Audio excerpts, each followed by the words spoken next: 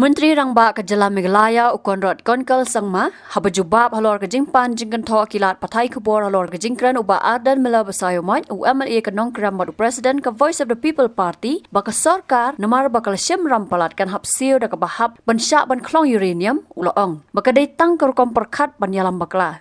Habajubab ya kani syakilat pathai kubor ha kanok pai sengi jong ke santari uluber arja arpusan hadin balawai ke sengi syong dorbar ke basau jong ke dorbar mang tingka ke badang yat chakman jong ke yang dorbar thawan ke jela Menteri Rangba uloong bakanam poi hadu kata ke benta ke bau Ardent Jingmutdur kumban Kyrwoh bau Ardent mela basayomai ha ke sengi ba jong ke dorbar mang tingka men ha ke laitari uluber arja arpusan habasyem benta ke jingetai halor ke jingkran ulat uloong ke sarkar ke syem rambat kumta ke long ke badan kam baki ba ki di bentip bakat no ke sarkar kala syem na ke bentau senam arja arpusan kat no ke badai ke badang habban Siew bat ki ram ki bakum no la syem na kini ki bang ulaong ru baka ai ke banja lada omla ban Siew ya ki ram bat hadu kat no ke sarkar kme kan ba lam ya ke jela na kini ki ram ni yo sha batha ban hab ai lat ban ti dau uranium ban lat na ke jingsa ram address. We have seen the president of the BPP.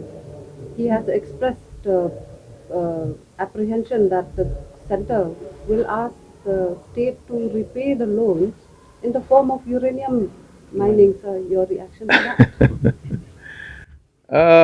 You see, I don't know. I don't have anything to reply to that. These kind of hypothetical, scenarios creating and confusing, I should say, people is not the right way to move forward. These things are completely wrong. There's nothing like this. Number one, the way the finances have been worked out, I repeat, Government of India is very, very particular in the norms that are put up, and we follow the norms very strictly. So therefore, the question of us being in that position, number one, doesn't arise. Number two, even if the situation in whatever of wildest imagination were to happen, that situation would never come where government would say that thing. He is taking an example of a country like Ukraine and US and taking that example and putting it here that that's what these governments do.